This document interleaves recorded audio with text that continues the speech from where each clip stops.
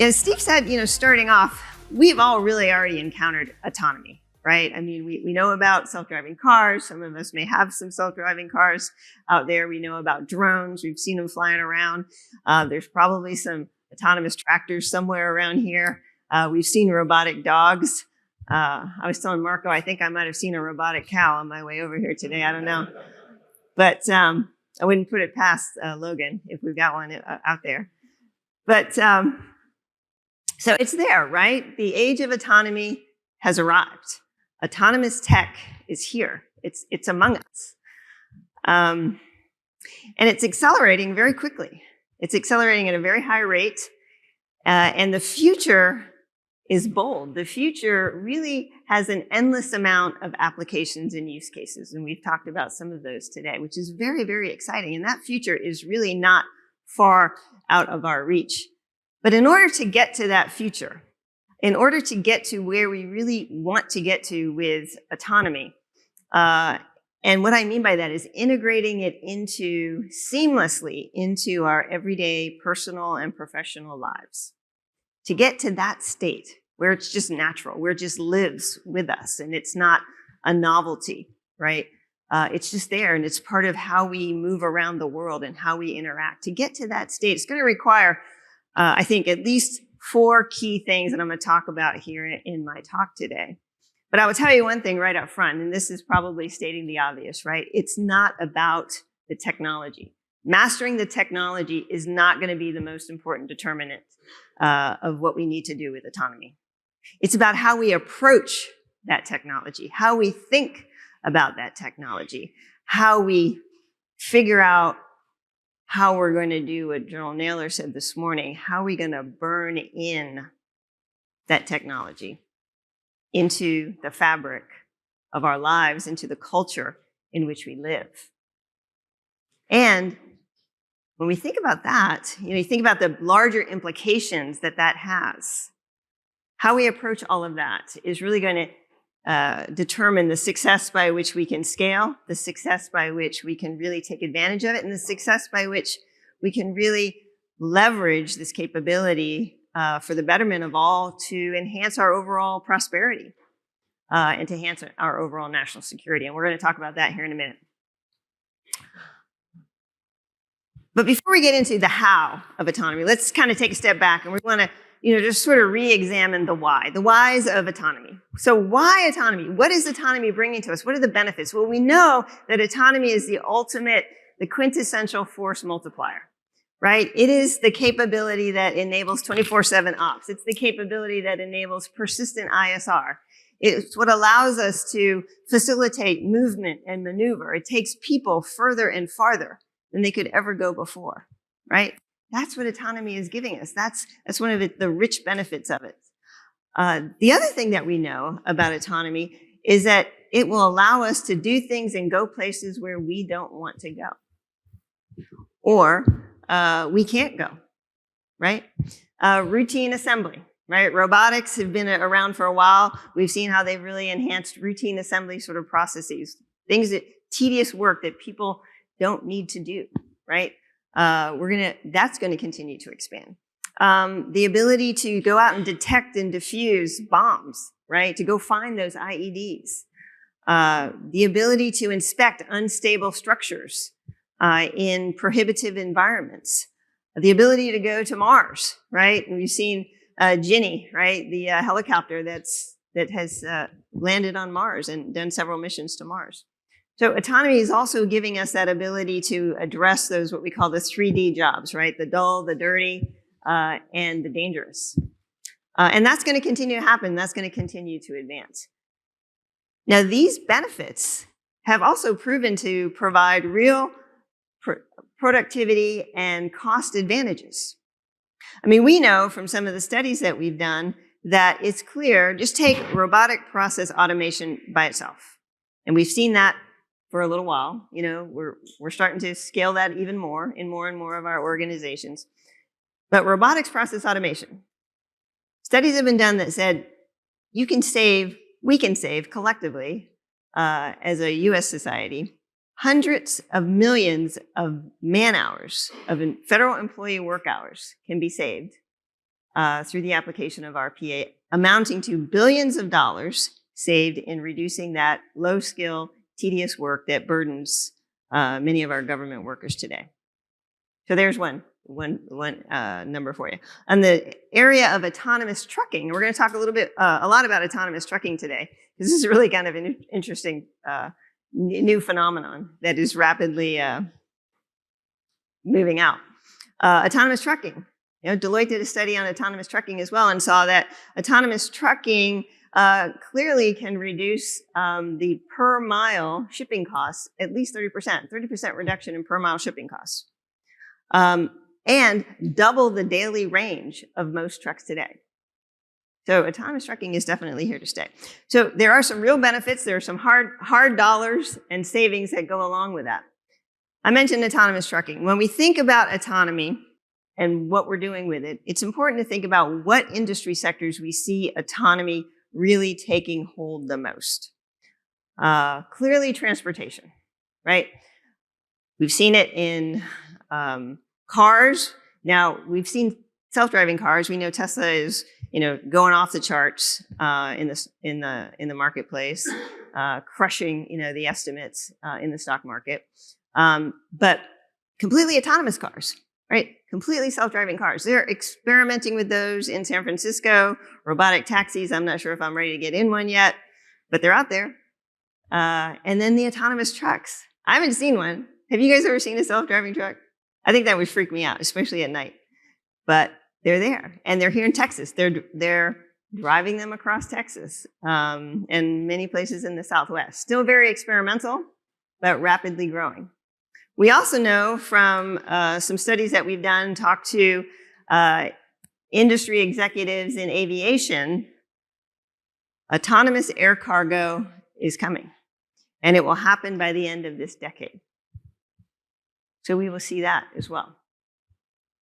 In the space community, we certainly see and are actively working on the implementation of autonomous satellites and satellites that can fly up close to other satellites and fuel them, because one of the biggest impacts for satellite operations is what they call Delta V, running out of fuel.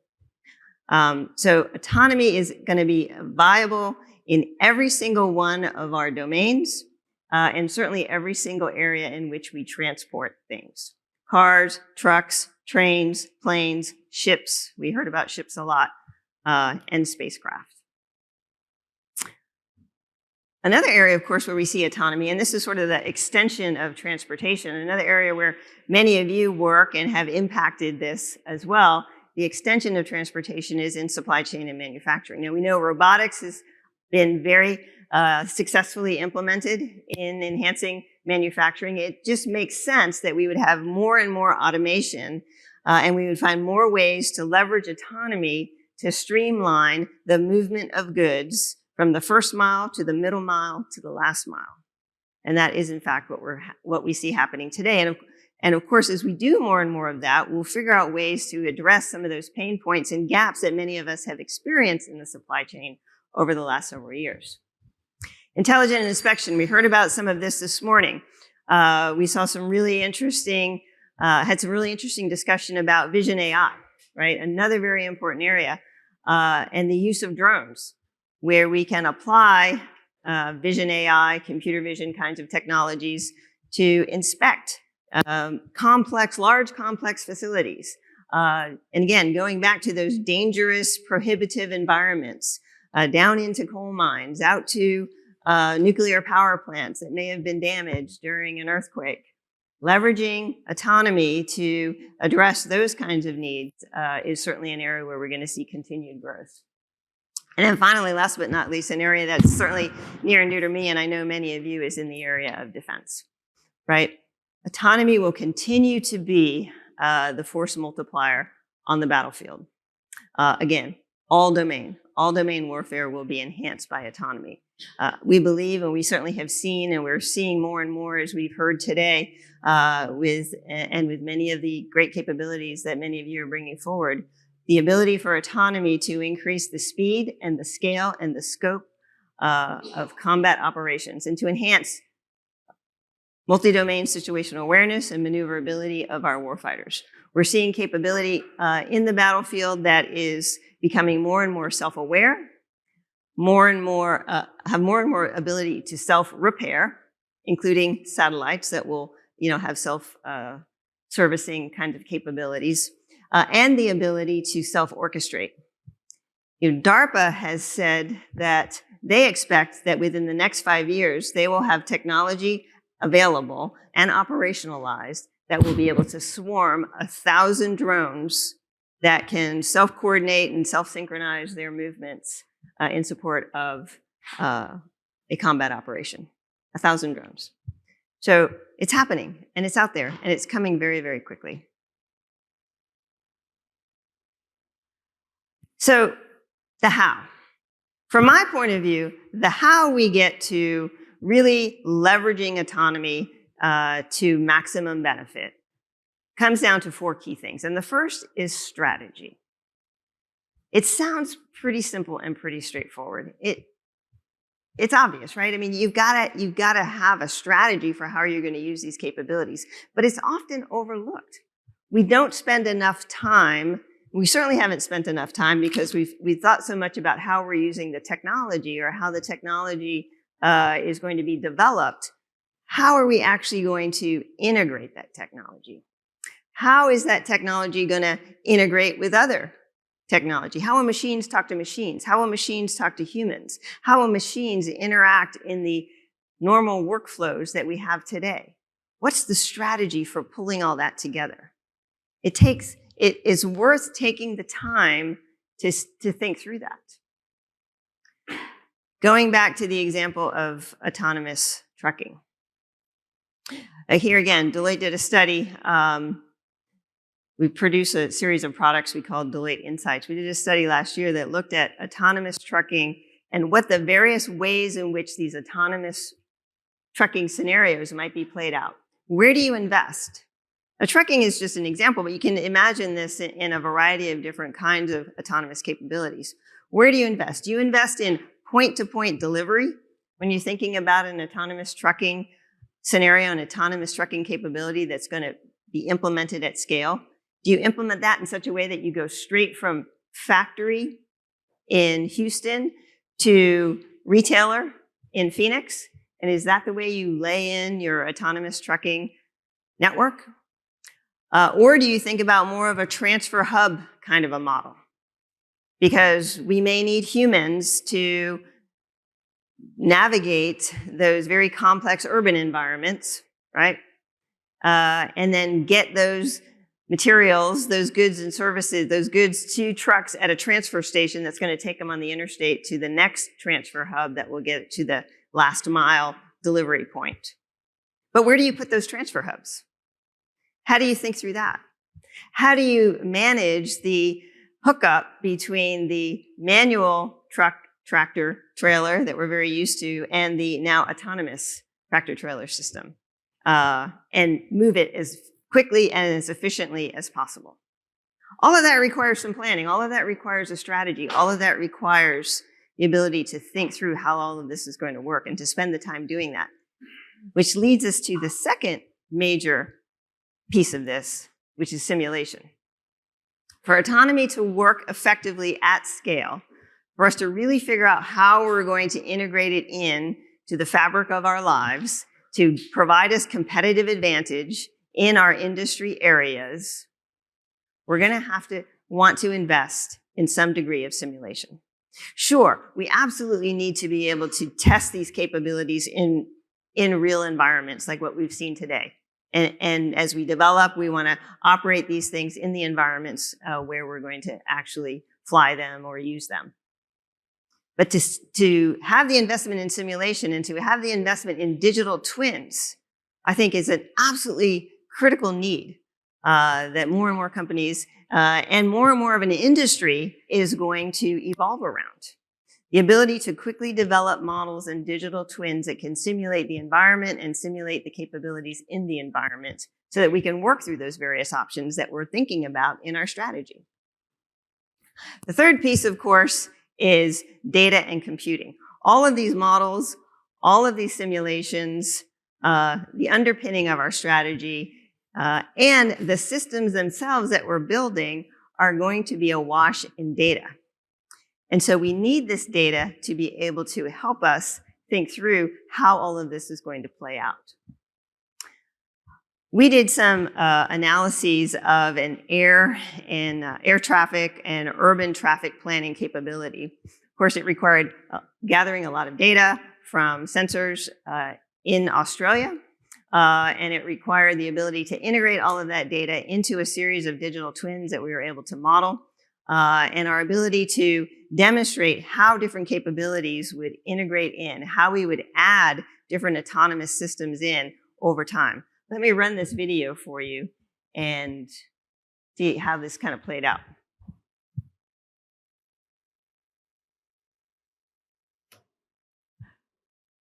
So here we have the digital twins, and they've been sort of mapped into this simulation environment.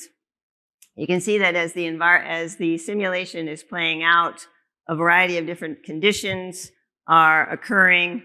Again, the data is feeding the models based on realistic sensor captured data. You can see that this data over time is going to show how the performance of the capabilities will be impacted. You run it against a variety of different runs. You bring in different numbers of models. You run millions and millions of those against a period of time. And of course, that's going to help you understand how do you manage the complexity, all the complex interactions, all the complex and variables that may come into play as you're working through a particular realistic simulation of how you would use these capabilities. And all of that, of course, is the use of that data, the availability of that data, the ability to maximize that data is going to be based on the ability to leverage and efficiently manage your demand for compute capability. Now, we know this is a limited resource, right? The computing power that these AI experiments are requiring continues to just expand. And we've got to find ways to advance that. I don't know if we've got any computing companies here today. We've found that there are some great companies out there that are really important partners in meeting this challenge, because the amount of computing power that these AI algorithms continues to advance so rapidly in the last, let's say, 6 or 8 years, we've seen a huge pull, a huge demand that has caused that requirement to increase, to double in size every 3 to 4 months of compute that we require. The most important, I would say, factor in our ability to leverage economy is trust. We've got to be able to trust these algorithms. We've got to be able to understand how they derived their predictions, how they came to the answers that they came to, particularly in the complex environments where our warfighters are depending upon them. So trustworthy AI as a part of our autonomous systems is absolutely critical. We spend a lot of time thinking about this, worrying about this, participating in NIST and other standards groups, trying to develop risk management frameworks. We've come up with a trustworthy AI framework that is fundamentally based on 6 key principles: transparency, impartiality, privacy, accountability, things that we've heard today, reliability.